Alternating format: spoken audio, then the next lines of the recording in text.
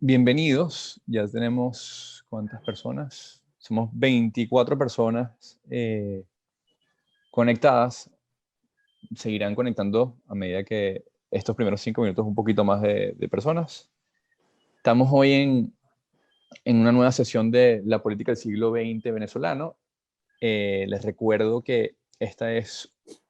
un curso en alianza con la Fundación para la Cultura Urbana.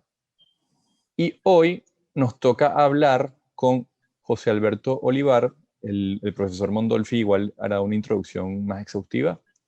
Pero el tema de hoy en particular es muy interesante porque vamos a hablar de las Fuerzas Armadas, su concepción y desarrollo a lo largo del siglo XX. Y yo creo que va a ser un tema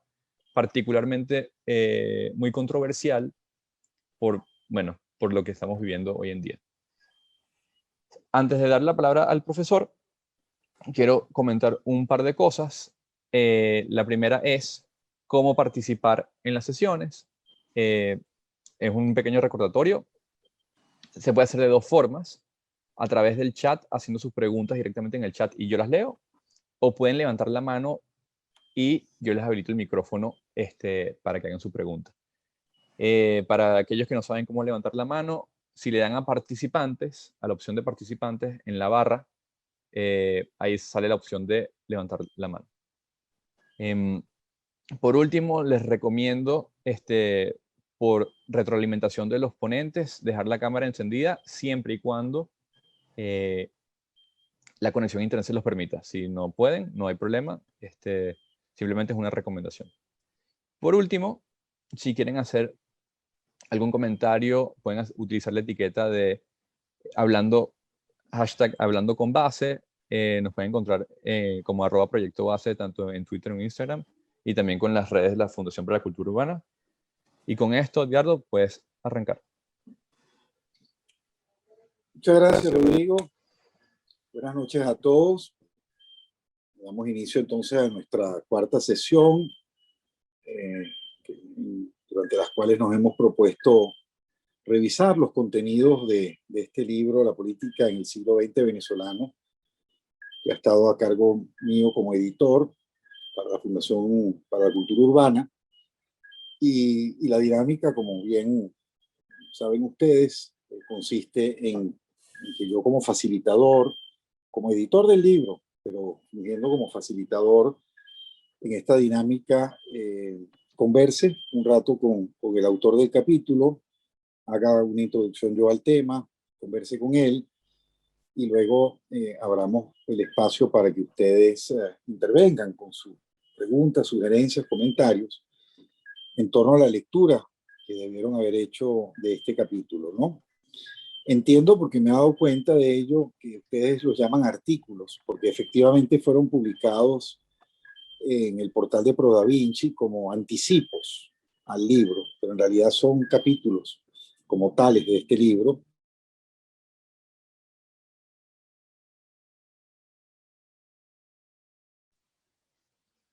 Creo que perdimos a Edgardo. Dentro de este recorrido en torno al siglo XX, que es el tema de las Fuerzas Armadas. Y tal como ha querido José Alberto Olivar titular su capítulo, Las Fuerzas Armadas, su concepción y desarrollo a lo largo del siglo XX. Digo que es un hueso duro de roer porque siempre hablar de los militares o hablar mal de los militares es lo que está a la orden de cualquier conversación al respecto. Y creo que en un sentido contrario, lo difícil de roer el hueso es para tratar de ver o de revalorar en un tono más o menos afirmativo lo que pudo significar el desarrollo institucional de las Fuerzas Armadas en el siglo XX venezolano. El historiador Manuel Caballero, en un libro cuya lectura les recomiendo ampliamente, que lleva por título La historia de los venezolanos en el siglo XX, deja caer una frase contundente. Allí dice Caballero lo siguiente, y lo cito: con la creación y desarrollo de la Fuerza Armada Nacional, se ha dado, si no el primero, el más importante paso en la formación del Estado Nacional. De entrada, Caballero admite que las Fuerzas Armadas fueron tal vez no el primero de los elementos definitorios del siglo XX venezolano, pero sí uno de los más importantes. Lo segundo que cabe advertir de esa cita es que cuando Caballero habla del Estado nacional, obviamente está hablando del Estado como lo llegamos a conocer en el siglo XX. Es decir, al haber dejado ese Estado en el siglo XX, al haber dejado ese Estado en el siglo XX de actuar como una realidad más o menos amorfa, como lo había sido en el siglo XIX, para convertirse ya en una realidad compactada. De modo que si las Fuerzas Armadas, tal como hemos venido a conocerlas desde sus orígenes como institución moderna, son o fueron un componente esencial del siglo XX, resultaba imposible que este libro a mi cargo no incluyera un capítulo acerca del tema militar, tal como corre a cargo de José Alberto Olivar en este volumen. Quisiera presentar formalmente a nuestro invitado de hoy, al autor que nos compete para esta sesión, José Alberto Olivar, quien es doctor en Historia, summa cum laude por la Universidad Católica Andrés Bello, es magíster en Historia de Venezuela Republicana por la Universidad Central de Venezuela, ha sido profesor titular adscrito a la Universidad Simón Bolívar a través del Departamento de Ciencias Sociales, es profesor de la Universidad Metropolitana, miembro correspondiente de la Academia Nacional de Historia por el Estado Miranda, fue ganador del primer lugar de la tercera Bienal del Premio de Historia Rafael María Baral, otorgado por la Fundación Bancaribe y la Academia Nacional de la Historia en el año 2012-2013. Fue galardonado además con el Premio a la Investigación y Creación Intelectual, otorgado por la Universidad Metropolitana en el 2016-2017, y también fue galardonado con el Premio a la Labor Investigativa por la Universidad Pedagógica Experimental Libertador, UPEL, en el año 2013. Quisiera aclarar, antes de comenzar esta conversación con José Alberto, o al menos aclarar una vez más, por si acaso hiciera falta, a estas alturas, digo yo, que este libro no pretende ser un elogio del siglo XX, sino que tiene el propósito de revalorar, como decía al principio, algunos aspectos de ese siglo venezolano, ese siglo tan reciente. De hecho, no puedo dejar de confesar que una de las motivaciones que tuvo proponerme que fuese yo el editor de este volumen es que el volumen intentara responder al desprecio que uno percibe hacia ciertos logros alcanzados durante ese siglo, que nos metió entre otras cosas, y es el tema con el que fundamenta mucho de lo que vamos a hablar esta noche con José Alberto, nos metió por el camino de la paz política. Ese siglo nos metió por el camino de la paz política, al menos en términos de cómo la sociedad podía entenderlo. Y en ese proceso contribuyó en enorme medida las Fuerzas Armadas, con base o en el uso o en la amenaza de uso de su poder disuasivo. Lo que a mí me parece más interesante, más atractivo y más valioso de este capítulo de José Alberto es que él agarra una ruta interpretativa distinta. Él no deja, por supuesto, de referirse en su capítulo en distintos momentos a la intromisión de las Fuerzas Armadas en la política nacional. Pero creo que eso es solo parte de su capítulo. Y quizás incluso es una parte cuyo peso, en cierto modo, se ve relativizado frente a lo que él en realidad le interesaba examinar. Y creo no equivocarme, José Alberto. Creo que te interesaba examinar justamente el desarrollo institucional y la profesionalización a lo interno de las Fuerzas Armadas. Y cómo esto contribuyó a conformar una institución burocrática dentro del Estado venezolano claramente diferenciada de otras instituciones, pero en todo caso estructurada, como lo dices tú allí, en consonancia con lo que puede considerarse el concepto moderno de cuerpo armado. Yo quisiera comenzar esta conversación contigo, a ver si coincidimos en el hecho de que efectivamente se dio la formación de un ejército a principios del siglo XX, durante el periodo castrogomecista, capaz de, o sea, vio lo suficientemente provisto de los medios necesarios para contrarrestar cualquier manifestación de violencia. Y de alguna manera fue un aparato creado para que ese ejercicio de la violencia de parte de las Fuerzas Armadas buscara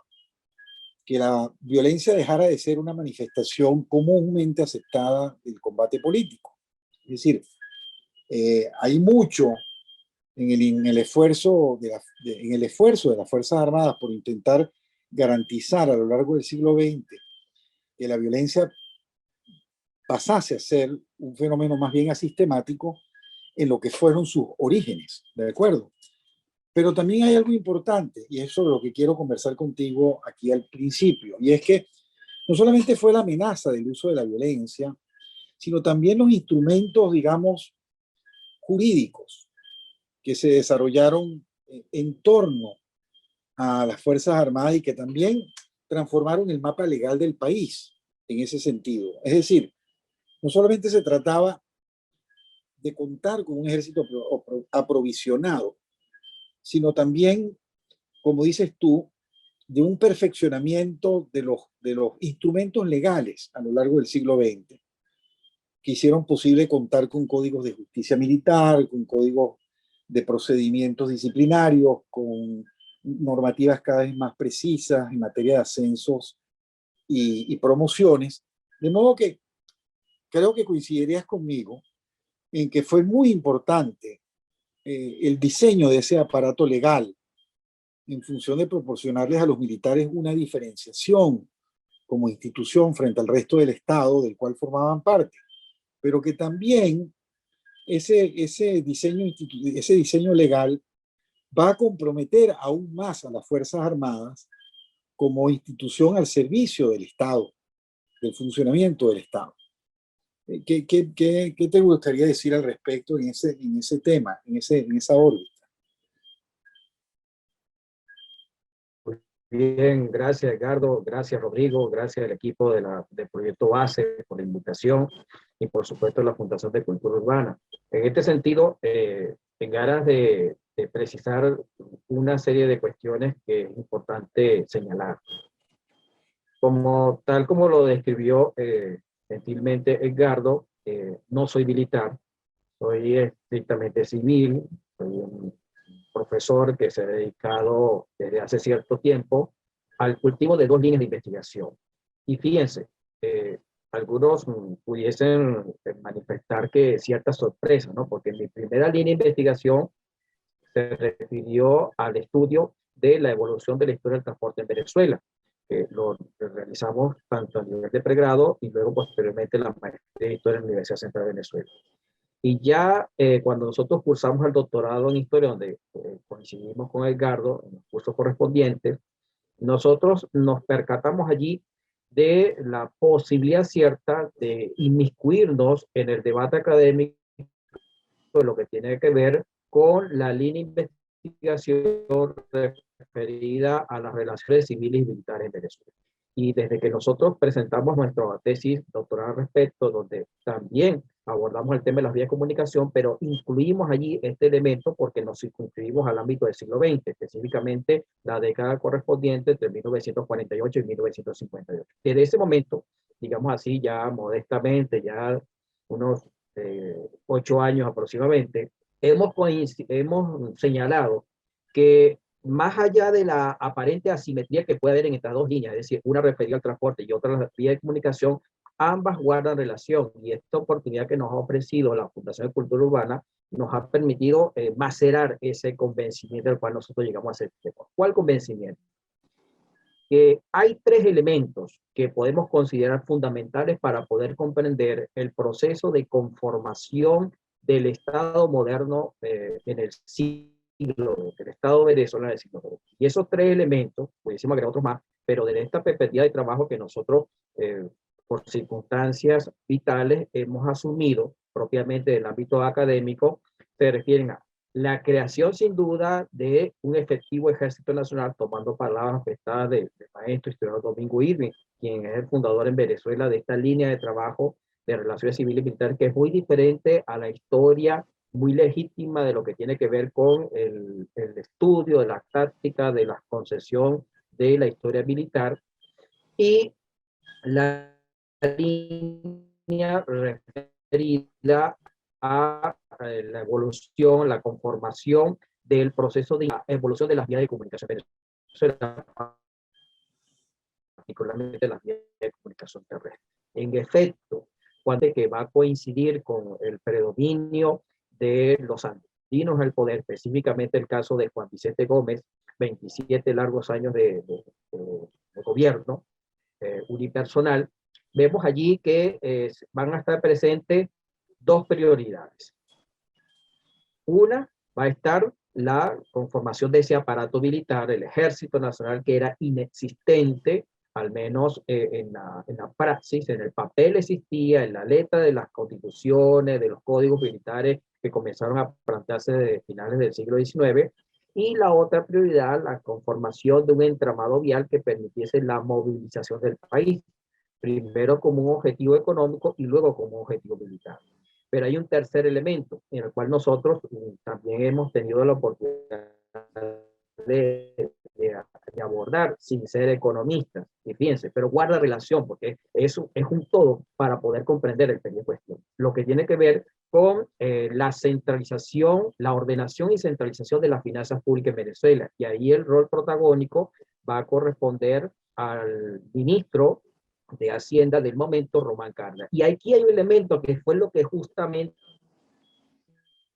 cuando tuvimos la oportunidad de escribir la biografía de Román Cárdenas Panal y de la Fundación Manuel Caribe, es que fíjense, antes de Román Cárdenas, él desempeñó las funciones de ministro de Obras Públicas. Fíjense el salto que da. Se dice que fue, solicitó para formarse previamente, no como economista, pero sí cultivarse, empaparse en el lado de la réplica para ocupar el extraordinario desempeño que tuvo entre 1913 y 1922. Pero es que Román Cárdenas, como uno de los alfiles que utilizó Juan Vicente Gómez para consolidarse en el poder como uno de sus colaboradores inmediatos,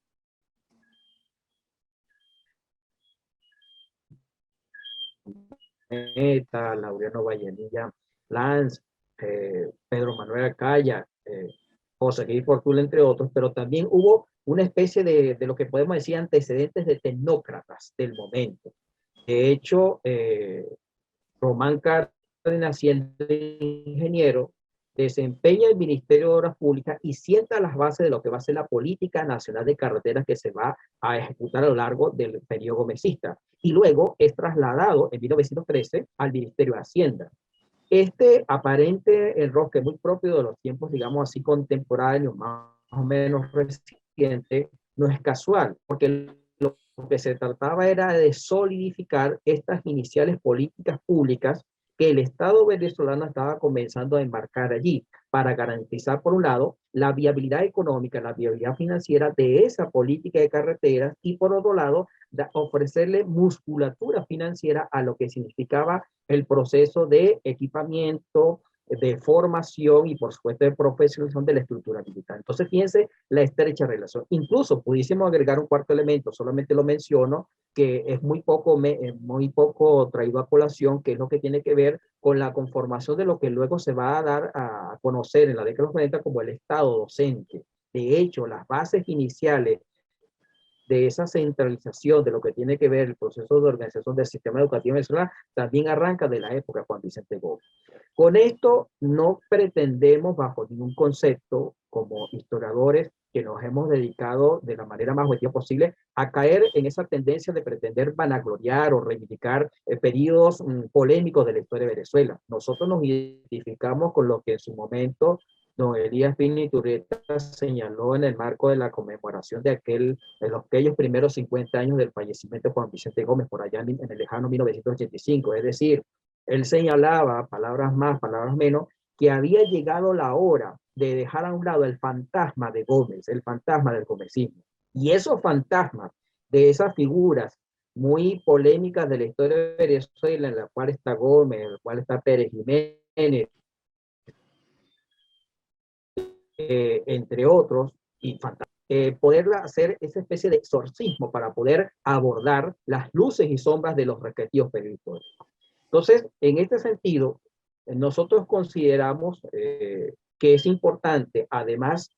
del estudio de lo que ha significado la intervención de los militares en la vida política como actor determinante en la evolución de la historia del país, estudiar también este proceso de evolución institucional, porque no se trata solamente de pretender quedarnos en el sojuzgamiento de lo que significa establecer el dedo acusador de lo que ha sido los recurrentes periodos autoritarios y personalistas, sino que también, y eso es importante señalarlo, porque es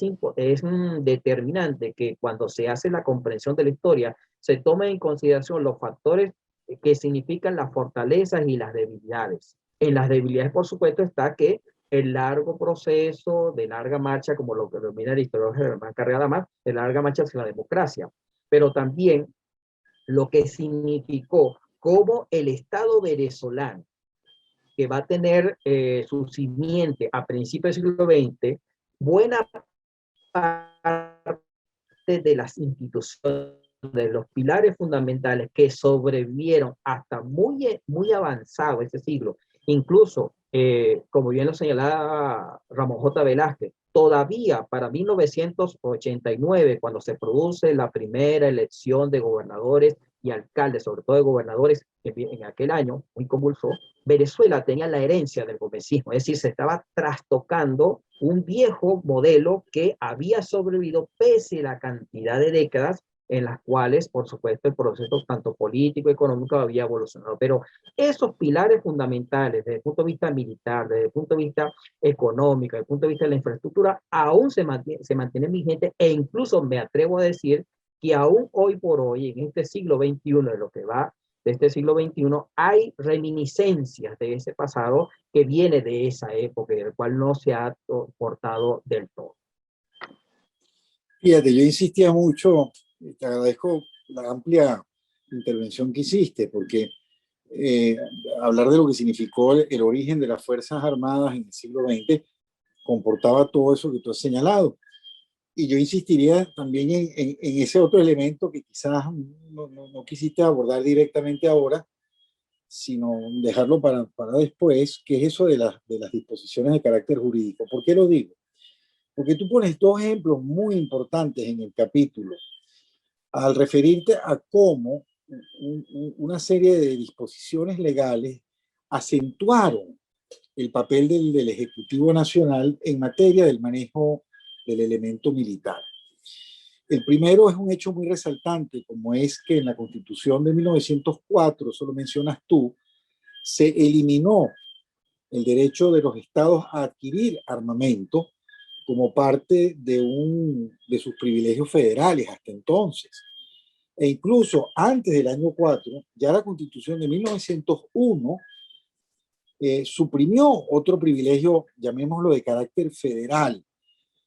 que se había mantenido en pie desde 1864 y que le prohibía al gobierno nacional emplazar jefes militares, comandos de tropas, sin el consentimiento de las autoridades estadales en sus respectivos estados. Eso para mí es muy importante porque demuestra, insisto, que no es solo el aprovisionamiento o la supremacía que va a ejercer las Fuerzas Armadas frente a cualquier expresión cantonal de violencia, sino que además va a actuar en consonancia con transformaciones muy importantes en el mapa jurídico nacional, que también va a incorporar a las Fuerzas Armadas dentro de eso, como te decía, no solo a lo interno, con sus códigos respectivos, sino incluso en lo que se refiere a la aprobación de leyes orgánicas referidas a las Fuerzas Armadas. Es decir, todo eso va a contribuir sin duda a la formación de un talante institucionalista, ¿cierto, José Alberto? Fíjate, Edgardo, es tal la contribución que se va a dar de esa época, que incluso tiene una bisagra histórica que arranca incluso de la época de Guzmán Blanco, porque los cortes en la historia a veces pueden resultar arbitrarios, y hay un proceso en el cual no necesariamente hay blanco y negro, hay una mistura. El primer código militar que se establece en Venezuela data del año 1873 y este vino a reemplazar las añejas disposiciones que venían de la época de la colonia, desde la época de Carlos III, es decir, el mismo que procede a sentar la base de la creación de la Capitanía General de Venezuela. Bueno, fíjense, era ya el último tercio del siglo XIX y todavía esas disposiciones, como otras de menor cuantía, aún prevalecía. Y va a ser a partir de Guzmán Blanco cuando se va a establecer esta codificación que va a mantenerse con las reformas del Código Militar establecido en el año 1901. Pero es importante señalar que el proceso de profesionalización de las Fuerzas Armadas de aquella época va a tener como fundamento tres elementos que no podemos perder de vista. El primero tiene que ver con la conformación de un cuerpo adoctrinado y mayoritariamente homogéneo, en donde los integrantes van a ser formados en instituciones especializadas creadas a tal fin, es decir, la Academia Militar, que había sido decretada por Cipriano Castro en 1903 y cuya institución correspondiente fue inaugurada en 1910 ya bajo el gobierno de Juan Vicente Gómez. El segundo aspecto tiene que ver con la experticia que comenzaron a adquirir los miembros de la institución militar en cuanto al manejo sistemático del instrumental tecnológico y operacional para el cumplimiento de sus tareas específicas. Y el tercer aspecto importante que le da forma a ese proceso de profesionalización, y es lo que justamente tú estás señalando, es la creación de ese marco jurisdiccional de carácter legal en el cual se va a establecer la especificidad de funciones y los atributos correspondientes de los integrantes de esa maquinaria del Estado, que va a tener una diferenciación en cuanto a los demás elementos que forman parte de la estructura burocrática nacional. En ese sentido, consideramos importante la contribución, por ejemplo, del general Eleazar López Contreras a partir de su designación como ministro de Guerra y Marina en 1931, porque si bien el proceso de profesionalización tiene un hito, como establecimos en el texto, a partir de 1910 por la inauguración de la Academia Militar, esto tuvo sus altibajos y no será hasta 1931, aun cuando el general López Contreras no era egresado de la Academia Militar, pero era un hombre que había logrado asimilar en una forma muy notable la importancia de lo que significa la institucionalidad para sentar las bases de un proceso adecuado de modernización en Venezuela. Y no es casual, esto no es casual, que al poco tiempo vemos que en 1933 se derroga estos códigos militares que vienen desde la época de Guzmán, Castro, y se dicta en julio de 1933 la Ley Orgánica del Ejército y la Marina de Guerra. Esta ley va a tener unas consecuentes modificaciones hacia el año 1939 y en 1944. Debo hacer una digresión en el sentido de que será a partir de 1939, en esa disposición legal, cuando aparezca en forma taxativa en la legislación del siglo XX la denominación de Fuerzas Armadas Nacionales. Hasta ese momento se hablaba de Ejército Nacional. De hecho, Juan Vicente Gómez era asumido como el comandante en jefe del Ejército Nacional. Y la aviación militar que había sido creada en 1920 se asumía como una componente auxiliar del Ejército Nacional. Existía la Marina, pero esta cumplía funciones, digamos así, accesorias debido a una serie de factores que determinaron una situación de minusvalía. Pero en cuanto a lo que señala de la importancia de estas legislaciones, la de 1933, 39 y 44, van a tener como denominador común la incorporación de un conjunto de disposiciones que le van a dar esencia a lo que significa a la organización y la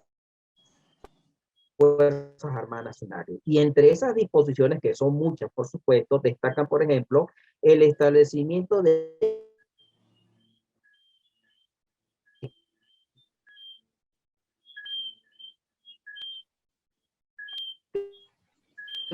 Creo que claras, perdimos. la condición de oficiales asimilados. Ahí de alguna manera esa reforma del año 37, porque si bien el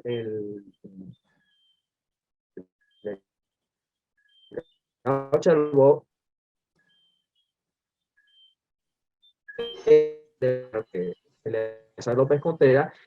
y era necesario poder normar la figura correspondiente a la Fuerza Armada Nacional. José Alberto, creo que Además no de eso, estas disculpa que te disposiciones interrumpa. legales, bien, procesos de disponibilidad, retiro y también de invalidez oficiales de las Fuerzas Armadas. Y muy importante, y este es un elemento de causa que va a conducir a lo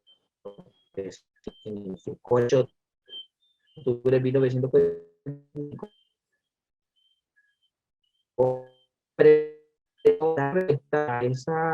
a esa presión interna que existía en las Fuerzas Armadas del Ejército, con el límite de edad para el pase obligatorio de retiro de la oficialidad de las Fuerzas Armadas, sobre todo porque todavía para ese año 1944, cuando se introduce esta reforma, existía una especie de dique generacional que estaba representado fundamentalmente por lo que tradicionalmente se llama los militares chocopiedra. Yo prefiero llamarlo a aquellos oficiales patrimoniales que venían de la época de las luchas de lo que tiene que ver con la Revolución Restauradora de 1899 y la resistencia y lucha del poder de la Revolución Libertadora de 1902. Entonces, esos oficiales que se mantuvieron leales a la estructura de poder, de alguna manera se convirtieron en una especie de piedra en el zapato, por llamar de alguna manera, a las aspiraciones legítimas de la llamada juventud militar, de la juventud, de la oficialidad joven que aspiraba ya, por razones no solamente biológicas, generacionales, sino también, y muy importante, de preparación, de condiciones intelectuales muy superiores, a ocupar las posiciones de comando dentro de la estructura militar venezolana. Y ello pretendió ser resuelto con la reforma del año 1944. Considero además que hay otro momento importante en lo que rige la estructura militar venezolana, por serie de decretos que emitió la Junta Revolucionaria de Gobierno en junio, en la víspera de la conmemoración de la batalla de Carabobo, el 24 de junio de 1946. Porque podemos decir que en consonancia con las aspiraciones de carácter político, económico y social que planteó el discurso de Rómulo Betancourt desde el momento del inicio de la Revolución de Octubre, había un compromiso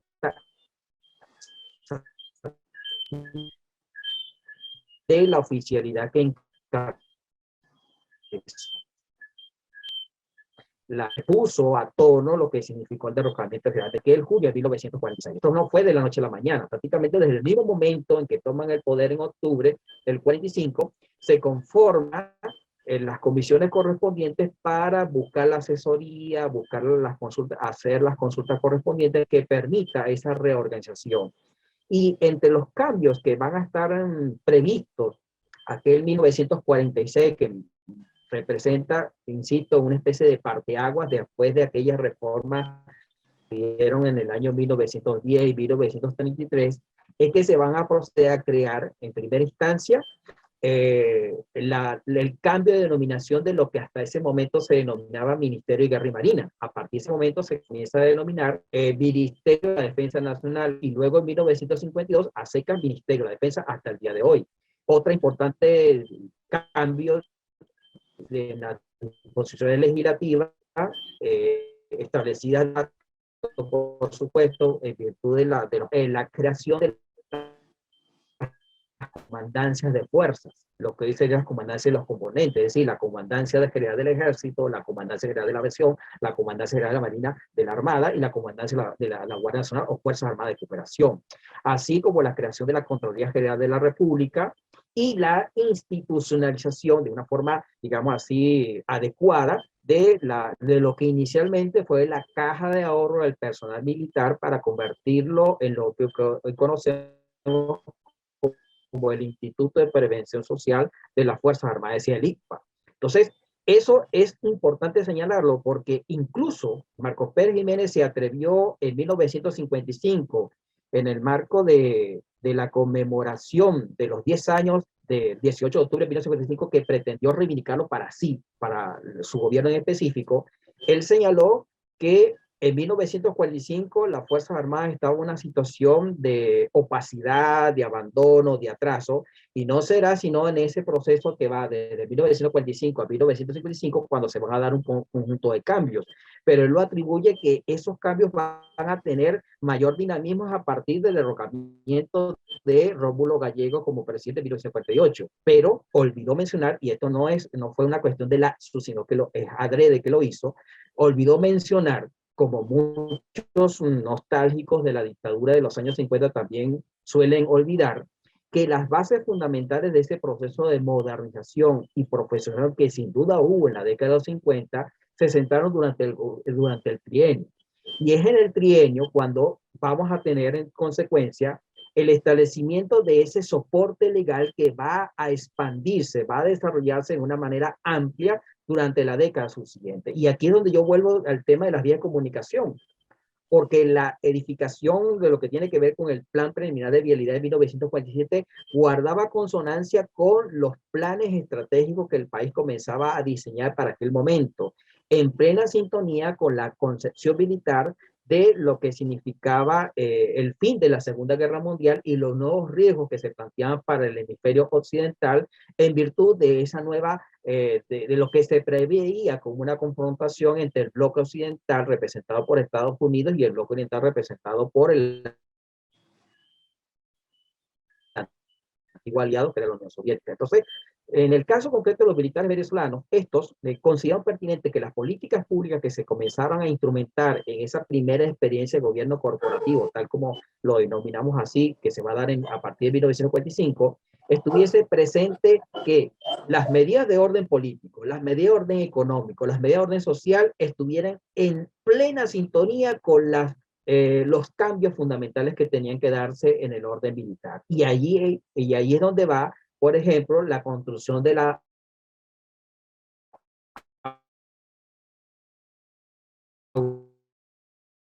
autopista del Valle, el pase del Valle. Esos son hechos que pasan desapercibidos y que se pretenden historiar de manera aislada, pero están en completa concordancia, guardan estrecha relación porque forman parte de un proyecto general en la cual se impulsaba la modernización del país. Gracias, José Alberto. Hubo pasajes que te perdimos, pero hiciste un recorrido muy completo de lo que ya abordabas en tu capítulo. Quería que volvieras a ello en términos de eso que yo he querido denominar los soportes ofrecidos no te escucho, a la Edgardo, construcción. lamentablemente. Voy a ver cómo puedo solucionar aquí. Sigue, Edgardo, yo voy. ¿Se me escucha? ¿Sí? Sí, perfecto. Sí. Sí. Bueno, a ver, el tema que ya habíamos abordado, pues en el sentido de las disposiciones de carácter jurídico, a lo cual ya tú te referiste abundando en otros aportes en ese sentido, como iba a significar todo el régimen de previsión social, el régimen de antigüedad y retiro, de rotación, de ascensos, y un largo etcétera, digamos, de dispositivos o de instrumentos legales que contribuyeron a configurar o a darle ese sentido a las Fuerzas Armadas de institución moderna. Pero también hay otro elemento que tú mencionaste hace un momento atrás, que era la especialización adquirida mediante la realización de estudios cursados por los oficiales venezolanos, tanto en institutos tecnológicos militares, luego de recibir sus grados como oficiales, como en instituciones militares en el exterior. Allí hubo una importante inversión por parte del Estado venezolano. Me refiero a lo que significó el adiestramiento de la oficialidad venezolana en grados de creciente complejidad en materia de manejo tecnológico y de sistema de armamentos. Y hay mucho en tu capítulo sobre ese proceso de formación curricular de las Fuerzas Armadas, incluyendo de paso algo que no se menciona a menudo, que es la incorporación del personal militar no masculino a las Fuerzas Armadas Nacionales. ¿Quisieras decir algo más en particular sobre eso que se ve expresado en tu capítulo como los diseños curriculares? Y yo hago con esto un alto después de oírte para abrir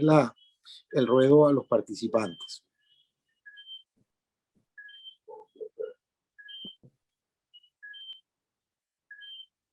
No sé si José Alberto me escuchó del todo. Voy a salirme un momento, Edgardo. Disculpe, Edgardo, voy a salirme un momento y regreso. De acuerdo. Pero te escuchamos Me ahorita. parece que tengo un problema con el internet. Ya regreso. Ahora. Ok.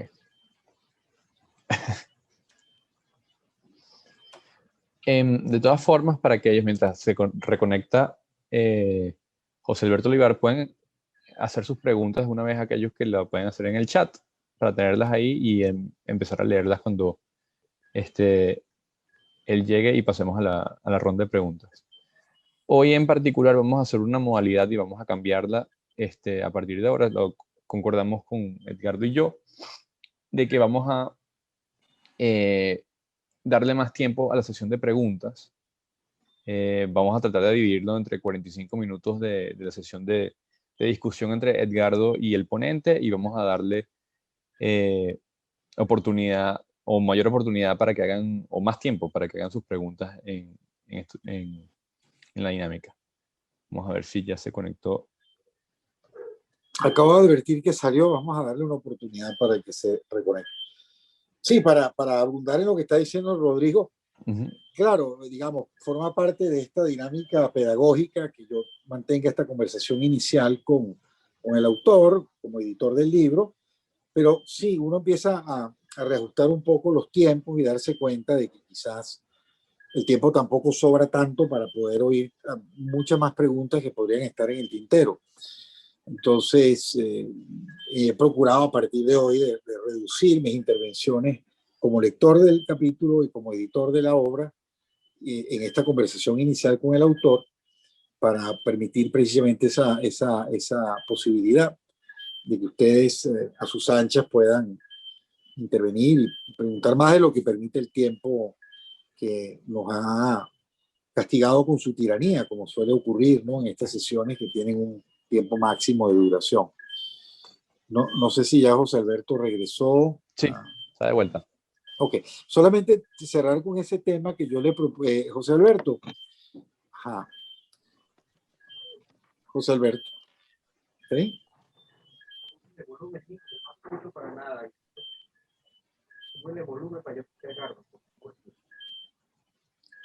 Pero sí está. Sí está, pero escucha, no sé si escucha lo suficientemente bien. ¿Estás escuchando, José Alberto? Sí, ya comienzo a escuchar. Ok, entonces mira, voy a apagar la cámara. El video, porque probablemente eso está saturando mi ancho de conexión. De acuerdo. Yo te escucho. De acuerdo. José Alberto, no sé si lograste retener lo último que dije, ¿no? Si podías decir algo, si querías referirte a algo, a eso que también presupuso una enorme inversión de parte del Estado venezolano, que no solamente se fue en el gasto militar, digamos, en la compra de aprestos, sino inversión en lo que se refiere al adiestramiento y a la formación curricular del personal militar en el manejo de complejos sistemas de armamentos y, a fin de cuentas, de toda una tecnología, de toda una memoria tecnológica acumulada como parte de ese aprendizaje, de parte de la oficialidad y de los cuerpos profesionales de las Fuerzas Armadas. No sé si quieres decir algo con respecto a eso de la formación curricular, para luego entonces abrir espacio a las preguntas y observaciones. Disculpa, y comentarios. Edgardo, ¿te refieres exactamente a qué año? No. A lo largo del siglo, ¿qué ves como resaltante dentro de ese proceso de formación curricular? Es decir, ¿qué valor le das a lo que, lo que significaran esos altos niveles de inversión que se hizo en la formación de los cuadros profesionales de las Fuerzas Armadas? Ok, fíjate, una de las principales contribuciones en la cual se va a destacar el proceso de democratización que Venezuela conoció de manera institucional a partir del 23 de enero de 1958 y específicamente a partir de la asunción de la presidencia de Rómulo Betancourt en marzo de 1959, es potenciar, llevar a otro nivel lo que significaba el proceso de profesionalización de las Fuerzas Armadas. Proceso que venía, por supuesto, de principio del siglo, que alcanzó una notoriedad tal como lo expliqué a partir de la década de los 40, pero que era importantísimo asegurar. De hecho, uno de los temores que había en sectores con una clara vocación política dentro de la estructura militar venezolana de aquel año convulso de 1958, era el temor de que la vuelta al poder de los partidos políticos pudiese dar al traste con ese proceso de profesionalización y sobre todo de modernización, de renovación del sistema de armas. Y ello estaba fundamentado en la campaña sistemática, digamos así, de satanización de lo que tiene que ver con los partidos políticos, concretamente dos, el Partido Acción Democrática y el Partido Comunista de Venezuela. Cuando se da el triunfo de Rómulo Betancourt en diciembre de 1958, no es casual que él dedique buena parte de las semanas previas a su toma de posesión en enero de 1959 a recorrer los principales cuarteles militares, tanto en Caracas como en las principales ciudades del país, porque él estaba muy consciente de esa sistemática acusación de lo que significaba ser contrario al espíritu militar venezolano.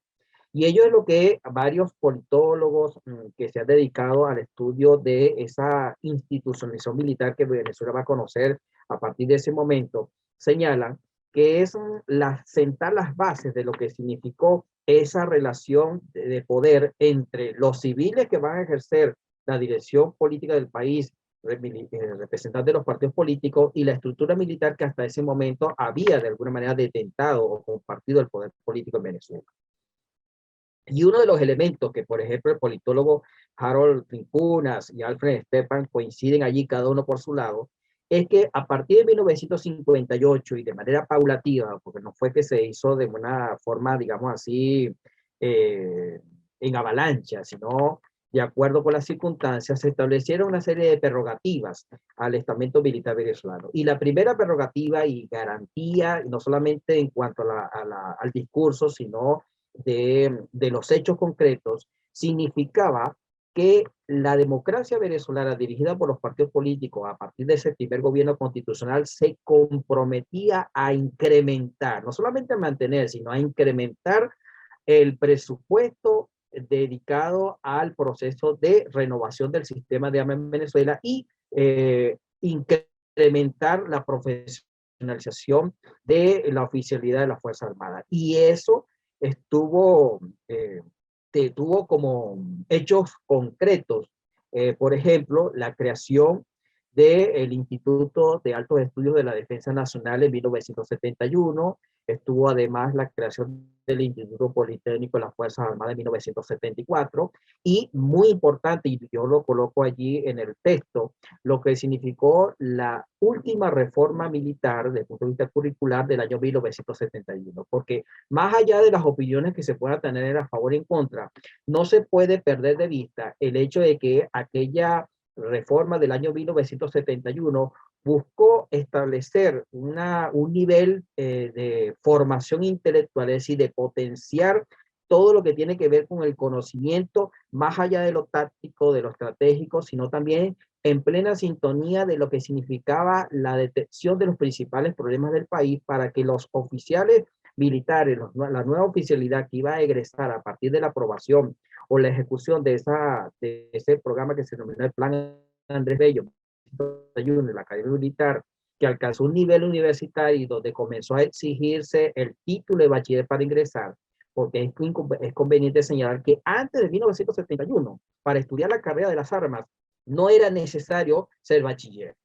sino que existía, y eso se regularizó en la década de los 50, que se podía ingresar con el tercer o cuarto año de bachillerato, y en la complementación correspondiente se daba en lo que se llamaba la Escuela Básica de las Fuerzas Armadas, creada en 1954. Entonces, pero el elemento a destacar aquí de la reforma del año 71 es que se estableció ese nivel mínimo para ingreso, porque se partía del hecho de que los futuros oficiales de las Fuerzas Armadas tenían que prepararse para asumir la conducción del ejército y de la aviación, de la Fuerza Armada de Cooperación, de la Armada del siglo XXI. Ya se hablaba en perspectiva del año 2000, cosa que resultaba obvio, pero se partía del hecho de que había que crear un liderazgo comprometido no solamente con los preceptos fundamentales de la Nobel Democracia que ya mostraba, sino de consolidación para el año 1971, sino que tenía que involucrarse en los procesos de desarrollo nacional. Esto, por supuesto, va a dar pie a todo un discurso donde se va a pretender justificar la intervención de los militares en el proceso de desarrollo del país. Pero en aquel entonces, aquello no tenía una connotación político propiamente partidista, sino que se consideraba ajustado a los patrones de las políticas desarrollistas que venían enarboladas de la Comisión Económica para América Latina, lo que se consideraba las políticas desarrollistas, en la cual todos los sectores involucrados en las sociedades latinoamericanas tenían que participar, y por supuesto los militares no podían estar al margen de ello. Es decir, era otra visión. Quizás en el presente nos puede sonar, podemos decir, muy reiterativo esto de que los militares consagraron en el marco de la Constitución del año 99 esta disposición de contribuir con el desarrollo del país, pero ya eso estaba previsto para el año 71, pero tenía otro objetivo, tenía otro propósito, que luego se desdibujó, que se orientó hacia otro rumbo, pero que para el año 71 estaba en plena armonía, incluso con los principios que estaban enarbolados en lo que eran los planes de la nación elaborados para aquella época. Pues, concretamente, el cuarto plan de la nación de la primera administración de Rafael Caldera, 1970-1974. Es el año de ejecución de aquel cuarto plan. Mira, José Alberto, yo tengo que dejarlo yo hasta aquí porque necesitamos abrir el espacio de las preguntas. Quería nada más agregar dentro de esa formación curricular lo que significó la oportunidad que tuvo buena parte del elenco de la oficialidad venezolana a lo largo del siglo XX de especializarse o seguir cursos de formación en instituciones extranjeras de mucho prestigio, no solamente en los Estados Unidos, en Inglaterra, Francia, Italia. Es decir, hubo un buen nivel de inversión en la formación profesional de las Fuerzas Armadas durante el siglo XX. Hay una serie de preguntas, Rodrigo, para que las manejes tú allí en el chat, para dedicar esta última media hora a escuchar las intervenciones de los participantes. Sí, hay varias preguntas en el grupo.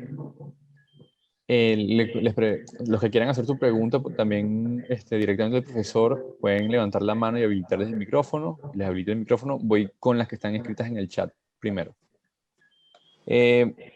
César Batis había preguntado hace un rato de cuáles eran esos proyectos. Esos son los proyectos. Eso fue un momento donde hubo una interrupción por la conexión a internet, y él lo que estaba preguntando era sobre los 3 grandes proyectos alrededor de la institución militar, si los podrías refrescar. Sí, esos proyectos tienen que ver con el proceso de mejoramiento del sistema de armas que va a recibir las 3 fuerzas fundamentales de la Fuerza Armada Nacional en la década de los 50, lo que tiene que ver con la adquisición de la flota moderna para el momento, para la Armada Nacional, así como los blindados para el Ejército, y los sofisticados aviones caza bombarderos para la aviación nacional. Y eso va a determinar sin duda un proceso en el cual Venezuela va a ocupar una posición relevante en el contexto hemisférico, concretamente lo que tiene que ver con el Caribe, porque en aquel momento se justificaba, estamos hablando de principios de la década de los 50, que Venezuela, una de las razones por las cuales Venezuela había perdido buena parte de su territorio a finales del siglo XIX y se traía siempre a colación aquel tratado de límites con la República de Colombia de 1941, que una de las razones por las cuales Venezuela se vio la necesidad de plantear aquellos términos que no resultaron del todo favorables para el país, de acuerdo con la polémica en los medios de comunicación y parlamentarios del momento, era que la estructura militar venezolana de aquellos momentos no estaba acorde con las necesidades del país, no estaba adecuada. De hecho, en 1942 se emitió un informe por parte de la Embajada de los Estados Unidos en Venezuela, donde señalaba claramente que el ejército venezolano no tenía ni siquiera las características adecuadas, las condiciones apropiadas, ni siquiera para garantizar el orden interno de una fuerza disuasiva. Entonces, sobre la base de esa reminiscencia que había de aquella época, se consideró pertinente que el proceso militar debía adecuarse a esos grandes proyectos que permitiese que Venezuela estuviese de tú a tú con los países vecinos, concretamente el caso de Colombia. Y a futuro, con los planes de recuperación del territorio Esequibo, que forman parte de unos mitos que muy característicos de la década de los 50, pero sí había una clara intencionalidad al respecto. Y de hecho, es tanta la adecuación que Venezuela llegó a adquirir en aquellos años, que en la década de los 60, cuando se da a la disposición de la Organización de Estados Americanos de aplicar lo que comúnmente se conoce como el bloqueo, la cuarentena contra el gobierno de La Habana, Cuba, a partir de la crisis de los misiles, Venezuela va a tener su primera y única participación en esa fuerza combinada, justamente con lo mejor que tenía para ese momento. Y en ese instante era el poderío que representaba los destructores, es decir, las naves que fueron adquiridas en la década de los 50. Y eso le dio una prestancia significativa a las Fuerzas Armadas de la época y al mismo tiempo le permitió adquirir un respeto importante en el concierto de naciones de América Latina. A eso me refiero con esos proyectos. Perfecto. Pedro Graterol pregunta si podrías volver a repasar las reformas de 1939 y el 44 y cuál fue su importancia. La importancia, tal como lo señalé, es que allí se establecieron los aspectos normativos que van a regir la funcionalidad de las Fuerzas Armadas Nacionales. Y a partir de allí, esos precedentes se van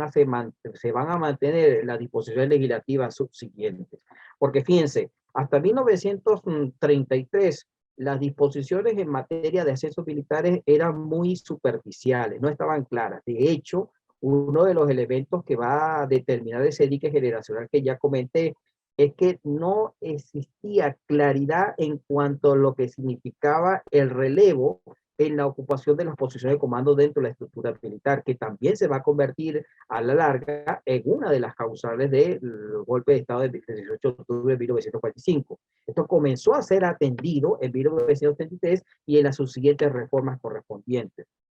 Es importante también señalar que la reforma del año 1944, a esta ley orgánica del Ejército y de la Marina de Guerra, se va a establecer por primera vez un conjunto de disposiciones que procuren ofrecer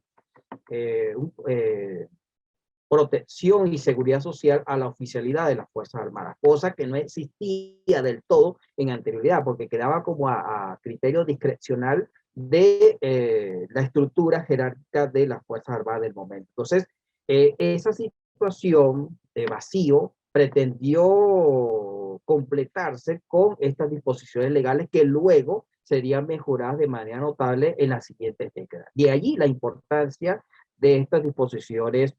jurídicas que se aprobaron en aquel momento. Ok.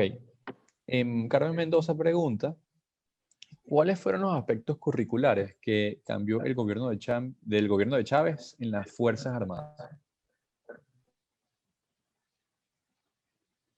Otro contexto, a eso se va a dar sobre todo a partir del año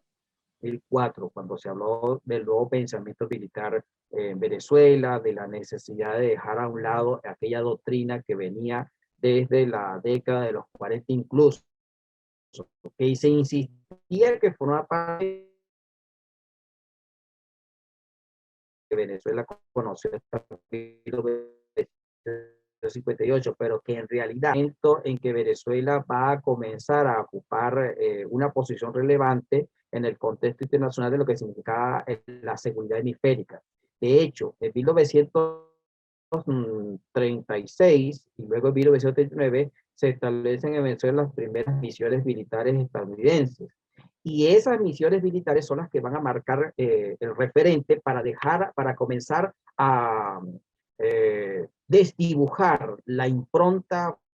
francesa y prusiana que el Ejército Nacional recibió en sus primeros años. Y será desde esa primera parte de la década de los 40 y hasta principios de este siglo, concretamente a partir del año 2005 hasta el año 2005, cuando las fuerzas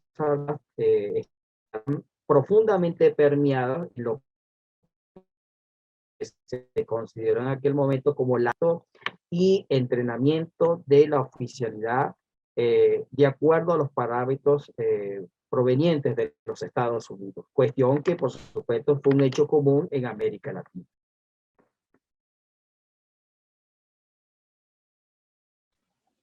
Ok. Oswaldo Fantes hace el siguiente comentario y yo le voy a agregar una pregunta a eso. En un anterior curso con el profesor Mondolfi, él invitó a un expositor que nos hizo una interesante presentación sobre la institución militar y explicaba que el militar debía prepararse para su oficio militar y no de temas que le hacen aspirar a otras responsabilidades y al poder. Teniendo esto en cuenta, ¿en qué momento cambia radicalmente esta forma de entender para el militar? Pienso que no cambió, porque siempre ha existido en el estamento militar venezolano un componente que ha procurado alimentar una clara vocación política, desde sus inicios hasta el presente. O sea, la situación actual, por supuesto, lo ha llevado a una exacerbación, pero no es casual, por ejemplo, que en el caso concreto de lo que tiene que ver con la década de los 50, la década de los 60 y la década de los 70, las principales figuras de los procesos políticos de aquellos años, desde el punto de vista militar, utilizaron la cátedra, lo que significaba el espacio de la academia militar, para diseminar, para inocular un mensaje donde se hacía hincapié en la necesidad de conformar un liderazgo militar, es decir, un sector militar que estuviese a tono con la importancia de conducir al Estado venezolano hacia unos niveles de modernización y de parámetros fundamentales que estaban prevaleciendo en aquel momento. Entonces, el caso de, por ejemplo, de Marcos Pérez Jiménez, que fue instructor en la Academia Militar antes del 18 de octubre, y allí tuvo la oportunidad de crear ese marco de condiciones que luego va a utilizar de manera importante, recoger los frutos correspondientes en las décadas siguientes. Luego tenemos en la década de los 50 y en la década de los 60 a otra oficialidad que de manera, si se quiere, subverticia, se va a dedicar a flama que desde la perspectiva de las relaciones civiles y militares se denomina el pretorianismo, es decir, esa tendencia a justificar la intervención de los militares en la conducción de los destinos políticos del país. La historia en Venezuela fue que en 70, sobre todo en la década de los 80, no es casual la presencia de Hugo Chávez Frías como también instructor en la Academia Militar, que no es un caso único, porque ya previamente otros habían realizado el trabajo. Allí tenemos la actividad ya señalada como testimonio de otros importantes oficiales que se encargaron de mantener con vida esa idea de poder retomar el rumbo que en 1958, según su perspectiva, se había perdido. ¿Cuál rumbo? La preeminencia de los militares en la conducción política del país. No es casual, y esto lo señalo acá, que hombres del poder militar en Venezuela, de la evolución correspondiente, como el general Jacinto Pérez Acay, fue mencionado una y otra vez, por solo mencionar un nombre, porque hay otros más, mencionado otra vez como la persona que se dedicó en el marco de sus actividades académicas en la escuela militar de alentar esa idea. Por supuesto, de una forma, si se quiere, muy eh, edulcorada para poder superar los efectos de la supervisión correspondiente. Y ahí es donde nosotros, quienes nos hemos dedicado a esta línea de investigación, consideramos que está presente una de las debilidades del control civil que pretendió establecerse en Venezuela a partir de 1950. Digo que pretendió porque si bien se logró en parte, no se alcanzó la totalidad correspondiente, porque las circunstancias del momento, de lo que significó el proceso de consolidación de la democracia, no permitió a ciencia cierta que la gerencia civil del país pudiese dedicarse al diseño, a la planificación y sobre todo, muy importante, a la evaluación de lo que se realizaba en el marco de la estructura militar venezolana. Si eso se hubiese realizado de manera rigurosa, probablemente la historia hubiese sido otra. Ok. Ronnie Rodríguez pregunta, ¿puede decir si la Fuerza Armada es una especie de casta en el país? Siempre han tenido privilegios por encima de la población civil. Bueno, a diferencia de otras instituciones militares en el contexto de América Latina, podemos traer a colación el caso de, sobre todo emblemático, de Chile, Argentina y Brasil, y en menor medida el Perú, no se puede hablar de una casta propiamente en la estructura militar venezolana porque uno de los elementos importantes de lo que significó la estructuración de la Fuerzas Armadas del Ejército Nacional a principios del siglo XX es la conformación de la representación nacional dentro de su configuración propiamente dicha. No es casual, por ejemplo, que en 1910 se dictamine la necesidad de enviar por parte de los presidentes de Estado, que era la denominación que recibían anteriormente los gobernadores, de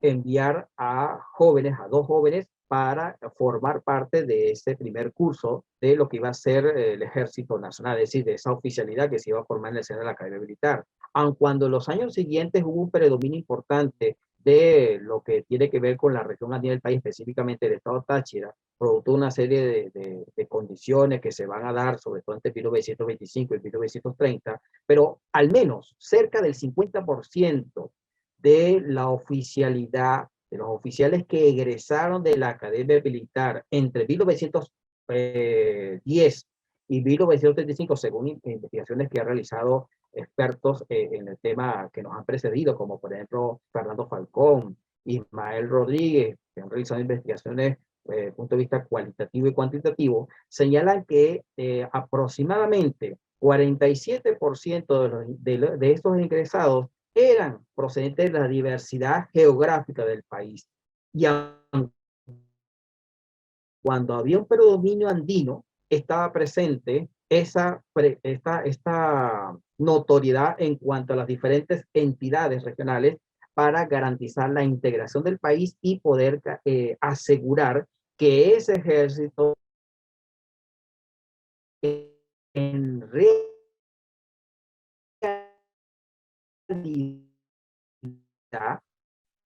era la expresión viva de la nueva fisonomía del país.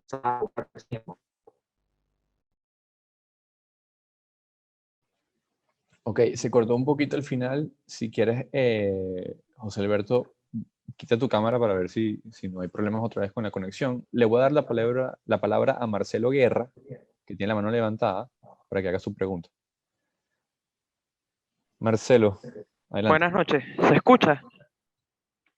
Sí, perfecto. Sí, escuchamos. Ok, bueno, mi pregunta va más o menos en ese sentido. ¿Se puede considerar a las Fuerzas Armadas como un medio de ascenso social durante el siglo XX? ¿Y tuvo algún carácter elitista? Sí lo tuvo, desde el punto de vista de lo que significaba el ascenso social en Venezuela, porque fíjense, había en aquella Venezuela de principios del siglo XX dos formas de salir de la pobreza, de la miseria, de lo que significaba, recogiendo aquellas palabras del historiador Ramón J. Velázquez, de ese país palúdico, analfabeto eh, e incomunicado, de esa centuria decimonónica. Era o tomar la carrera de las armas o tomar la vía de la formación eclesiástica. Y la vía de la carrera de las armas en aquel desbarajuste que significaron las guerras intestinas, determinó la llegada al poder de hombres que en su momento ni se imaginaron la posibilidad de alcanzar ese predominio, como por ejemplo Joaquín Crespo, el general Joaquín Crespo, Francisco Linares Alcántara. Y en el siglo XX, ya institucionalizado la Fuerza Armada propiamente dicha, vemos la presencia de oficiales que eran provenientes de los segmentos más desposeídos del país y de una emergente clase media que va a cobrar fuerza, sobre todo a partir de la década de los 40 y 50, que va a alcanzar una notoriedad no solamente política, sino económica a partir de su ascenso dentro de la estructura vertical de la Fuerza Armada Nacional. Y uno de los logros importantes de la democracia venezolana establecida a partir de 1958 fue llevar esto a otro nivel, precisamente para garantizarle a la oficialidad de las Fuerzas Armadas que la democracia no solamente iba a continuar ese proceso de profesionalización y modernización, sino que también iba a asegurarle ocupar un nivel efectivo de notoriedad desde el punto de vista de lo que significan las reivindicaciones socioeconómicas. Por supuesto, esto va a comenzar a deteriorarse de manera notable y muy lamentable también a partir de la crisis económica que va a tener su momento exacerbado a partir del año 1983, cuando el Estado venezolano ya no va a tener la suficiente cantidad de recursos económicos para atender todos los requerimientos del país, de la sociedad venezolana en aquel momento, aun cuando, por supuesto, se establecieron órdenes de prioridades y en aquellos años hubo atención en lo que significaba esa permanente renovación del sistema de armas de Venezuela, porque no es casual que en aquellos años en plena crisis económica es que se van a adquirir el sistema, lo que significaba la adquisición de los F-16 durante el gobierno de Luis Herrera Campí, Jaime Lucinchi, así como la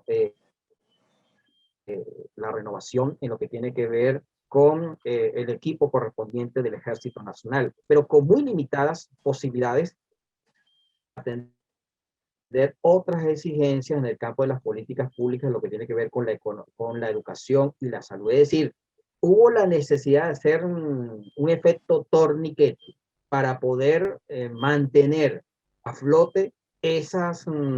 prerrogativas, tal como lo señalaba Alfred Stefan, de garantizar la lealtad de las Fuerzas Armadas aún a costa de las dificultades, las limitaciones económicas que enfrentaba el Estado venezolano, sobre todo a partir de la década de los 80 y 90.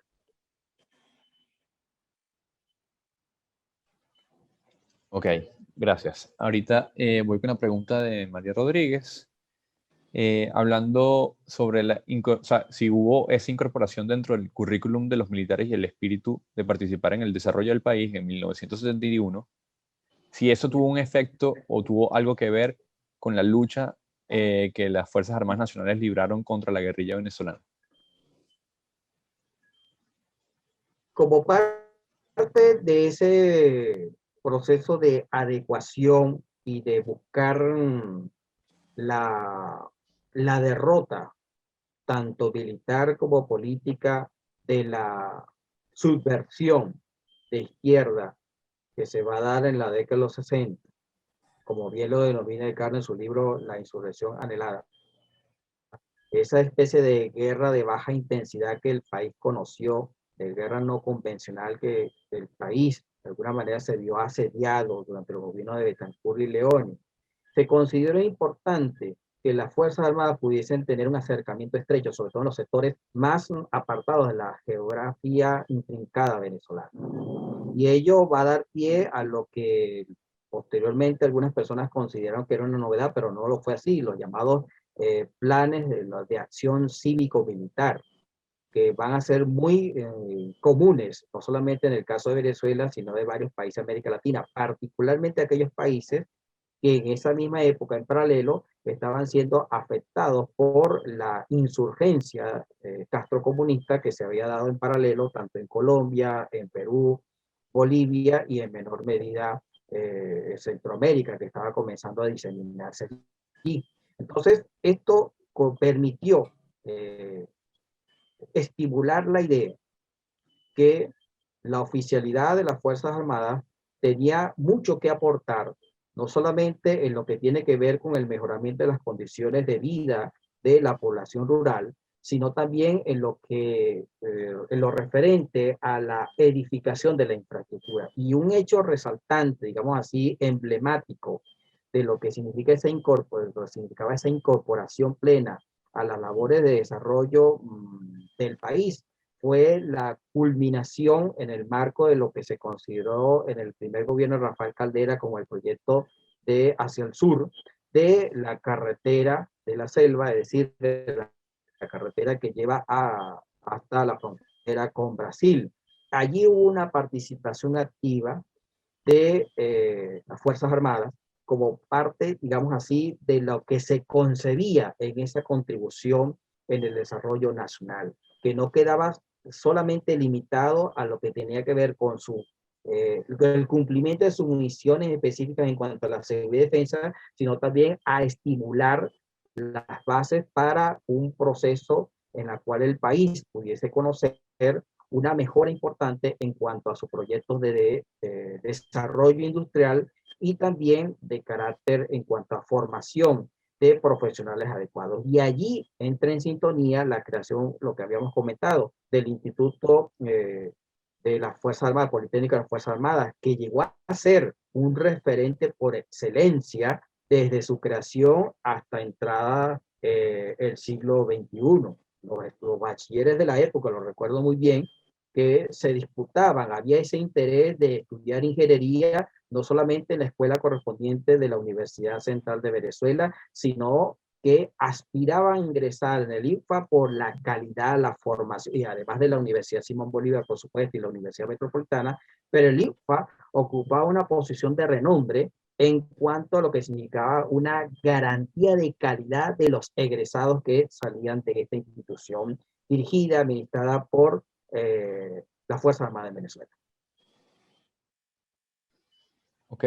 faltan 10 minutos, voy a terminar con las preguntas. César Batis hace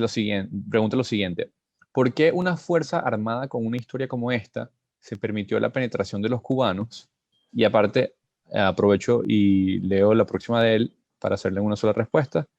¿Qué elementos, además de la vigilancia permanente, impide el acercamiento de la oposición a la Fuerza Armada Nacional? Fíjate, yo traigo a colación, aprovechando esta pregunta, un artículo de opinión que hacia 1975 escribió el escritor Carlos Rangel en la revista Resumen. En aquellos años, figuras políticas de la izquierda venezolana que tenían representación parlamentaria comenzaron a hacer hincapié en la necesidad de introducir mejoras desde el punto de vista legislativo y de participación política de la oficialidad de las Fuerzas Armadas. Carlos Rangel, en 1975, atajó esa tendencia que pretendía cobrar fuerza, y el cual uno de sus principales voceros fue José Vicente Rangel en su calidad de diputado. Bueno, Carlos Rangel, en la acera contraria, advirtió que aquello no era más que una estrategia de lo que él denominaba los marxistas, de esa izquierda castrocomunista, que había recibido una aplastante derrota política y militar, pero que la nueva estrategia buscaba fragmentar las opiniones dentro de la Fuerza Armada para finalmente llevarla a su destrucción, con la excusa de pretender mejorar los factores internos dentro de la estructura militar para que tuviese un proceso de participación muy distinto a lo que ellos preconizaban en la instauración de gobiernos militaristas. En este sentido, Carlos Rangel, digamos así, que tuvo el acierto, el olfato, de advertir que aquello no era más que una estrategia más para poder penetrar a las Fuerzas Armadas y poder hacer ese trabajo de mediano y largo plazo que finalmente se concretaría en los años siguientes. Pero ese trabajo ya había comenzado a finales de la década de los 50. Si revisamos, por ejemplo, los testimonios de el contraalmirante Ricardo Sosa Ríos en su obra testimonial Mar de Leva, y más recientemente otros testimonios que han sido publicados de oficiales retirados de la Fuerza Armada, se da a conocer cómo el Partido Comunista de Venezuela de la década de los 50 comenzó a buscar mecanismos de penetración a través de los liceos públicos de sus egresados para que pudiesen incorporarse a la academia militar y paulatinamente, no por supuesto en la noche a la mañana, hacer el trabajo de ocupar posiciones dentro de la estructura militar a medida que transcurriese su tiempo de evolución, de desempeño, y desde esa figuración interna proceder a trastocar todo lo que significaba ese entramado que le había garantizado a la democracia un triunfo absoluto en esos primeros tres lustros del país. Y un resultado concreto se va a poner de manifiesto, va a tender a aflorar en lo que significaron los movimientos golpistas del año 1962, sobre todo lo que tiene que ver con el porteñazo y el carupanazo de mayo-junio de 1962, donde esos oficiales que ya habían sido captados bajo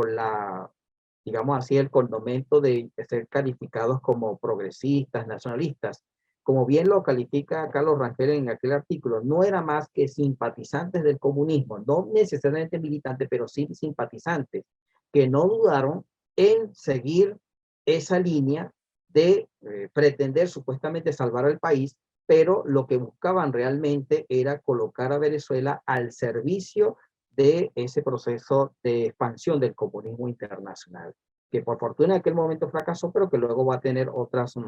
consecuencias. Pero esa manifestación clara ya va a comenzar a ponerse en evidencia desde final de la década de los 50 y posteriormente en la década de los 70 va a alcanzar, si se quiere, un dinamismo mucho mayor. Ángel Bertucci pregunta, usted comentó que muchos proyectos de Pérez Jiménez venían del trienio DECO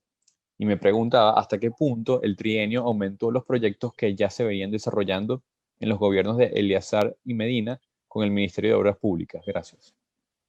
Sí, tenemos esa tendencia a asignarle sobre la base de esa cultura presidencialista que Venezuela arrastra desde sus inicios republicanos, a asignarle los elementos resaltantes a los presidentes venezolanos. Pero en el caso concreto, lo que significó el proceso de modernización de Venezuela durante el siglo XX, más que seguir insistiendo en colocar etiquetas referidas a presidente venezolano, hay un hilo de continuidad que arranca justamente en esos procesos de centralización, de modernización que el país va a conocer, no solamente desde el punto de vista militar, sino tal como señalé, desde el punto de vista de la infraestructura, de la ordenación de la hacienda pública, y que los demás gobiernos, más allá de las diferencias ideológicas y de las luchas y facciones correspondientes que van a caracterizar el resto del siglo XX, van a concordar en la necesidad de imprimir mayor dinamismo a esas políticas que Venezuela conoció en el siglo XX. Porque más allá de los elementos de carácter ideológico y de carácter personalista, el hilo conductor de lo que significó el avance de Venezuela en el siglo XX va a estar motorizada en cuanto a la preeminencia del Estado en función del empleo apropiado de la renta petrolera. En todos ellos, independientemente de los gobernantes, del signo ideológico, de la ubicación el punto de vista civil o militar, todos estuvieron de acuerdo allí. No lo reconocieron, no lo podían reconocer, porque eso sería como darle una ventaja al adversario, pero desde el punto de vista estrictamente histórico, eso se echó a ocurrir. Entonces, insistir en esa idea de que los proyectos le correspondía a un partido, a un gobernante específico, le hace un flaco favor a lo que significa la adecuada comprensión de los procesos históricos. No hay duda que hubo gobiernos donde se imprimió una mayor velocidad y en algunos casos retroceso correspondientes, pero todos compartieron esa idea de ese proyecto de país en el cual se buscaba acelerar, colocar a Venezuela en una posición, por supuesto, diametralmente opuesta a lo que había sido el siglo XIX. Ok, voy a leer las últimas dos preguntas y con eso terminamos la sesión por hoy. Pregunta Antonio, ¿no resulta un poco contradictorio el hecho de que se le restringieran los derechos de votación a los militares, pero al mismo tiempo fuera visto como un problema que civiles aspiraran al cargo del presidente de la República? A ver, repíteme la pregunta, por favor. Que si no le No parece la comprendí del todo. Sí, que si no le parece contradictorio que se restringiera el derecho a la votación de los militares, pero al mismo tiempo era mal percibido que los civiles aspiraran al cargo de presidente. No, eso forma parte de una tradición histórica, en la cual el debate político venezolano giraba a procurar establecer esa supremacía de los civiles, particularmente los partidos políticos, después de 1945. Y allí es donde, en procura de lo que algunos denominaron la civilización de los militares, pero yo prefiero no llamarlo así, sino la institucionalización. Porque fíjense, muchos hablan que un elemento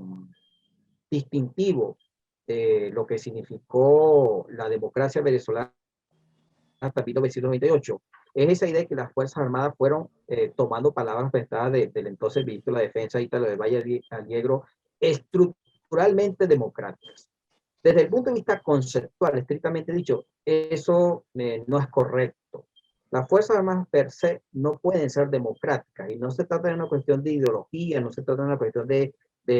estamento político, propiamente dicho, sino porque en la concepción correspondiente a lo que tiene que ver con los principios fundamentales de la verticalidad, subordinación, obediencia y la disciplina, impiden la posibilidad cierta de que el debate interno, la rendición de cuentas, el asambleísmo y la discusión, lo que tiene que ver con la deliberancia, sea contraria al espíritu militar. Entonces,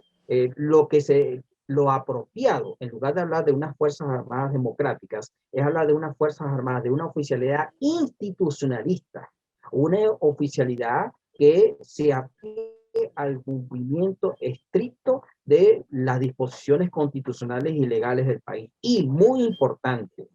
asuma la condición, si se quiere, teórica, pero que sería el gran objetivo que está presente para este siglo XXI, que la conducción absoluta de la maquinaria del Estado debe estar en manos de los civiles que de manera legítima, en elecciones plurales, transparentes, competitivas, procedan a ceder al poder, al ejercicio del poder político. Solo así se podrá garantizar en consecuencia la existencia de una Fuerza Armada institucionalista que vaya más allá de esos elementos truculentos en los cuales se ha insistido desde la década de los 70 de pretender solamente darle el derecho al voto a los militares, eliminar lo que tiene que ver con la condición de no deliberancia del militar y la condición apolítica. Eso es muy importante señalar. Y voy con la última pregunta, y con esto cerramos. ¿Usted considera que la base, esto lo hizo Pedro Graterol, ¿usted considera que la base de la modernización y el desarrollo del Estado venezolano fue el proceso de institucionalización de las Fuerzas Armadas Nacionales? La base de nuestro Estado entonces es militar. No es militar, no es militar, y eso hay que decirlo taxativamente. Es un proceso en el cual van a estar presentes diferentes factores, donde el elemento militar va a cumplir una función importante, más no única. porque no podemos perder de vista también lo que significó la irrupción en el escenario nacional de otro importante actor político legítimo. Me refiero a los partidos políticos. Y otro elemento que es importante señalarlo es lo que tiene que ver con las transformaciones derivadas del empleo, del ingreso petrolero que le va a dar musculatura al Estado venezolano. Entonces, no podemos hablar de un Estado netamente militar, porque no ha existido, a diferencia de otros países, de sobre todo ubicados en el cono sur, donde precisamente se promovió en la década de los 50 y la década de 60 lo que se conoce como la doctrina de seguridad nacional, que pretendió justificar la presencia del llamado militar sobre la base de una tradición histórica, pero que en el caso de Venezuela no tiene cabida. Bueno, Buenísimo. Rodrigo, si quieres voy cerrando yo, sin dejar de mencionar, a modo de cierre precisamente y ante la inquietud de Pedro Garaterol, que voy a concluir por donde comencé la sesión con José Alberto, cuando me refería a esa cita de Manuel Caballero, en la cual él sostiene que la Fuerza Armada Nacional no fue, obviamente, el primero, pero sí uno de los más importantes pasos en la formación del Estado Nacional. Uno de los pasos. Con eso complemento la respuesta que quiso ofrecerte José Alberto. Agradecido de nuevo al profesor José Alberto Olivar por habernos dedicado este rato muy rico de recorrido en torno a su capítulo, a los distintos ángulos y esquinas que aborda en el desarrollo del tema. E invitarlos entonces para la próxima sesión, que es el día 6 de julio. Una sesión complicada, digamos, en el sentido de lo que para mí significa, junto con Guillermo Veledo, que me va a acompañar a asumir el vacío que presupone la ausencia del autor del capítulo, que es el profesor Andrés Stambuli, quien colaboró con este capítulo para el libro en torno al tema del desarrollo y concepción y desarrollo del Estado moderno venezolano en el siglo XX. Los animo entonces a leer el capítulo o artículo, como lo quieran llamar, en este caso por el formato que ustedes manejan, de Andrés Stambuli para la próxima sesión del próximo martes 6, para que nos vamos entonces en esa oportunidad a la hora de siempre. Muchas gracias de nuevo a todos, muchas gracias de nuevo José Alberto, fue una estupenda oportunidad de escucharte y de enriquecer nuestras perspectivas en torno a un tema tan complejo como el tema de las Fuerzas Armadas en el siglo XX. Muchas gracias. Gracias. Gracias a todos y noche. gracias también al equipo de Fundación para Cultura Urbana por esta oportunidad. Y nos vemos la próxima semana entonces. Muchas gracias a todos. Hasta luego. Hasta luego.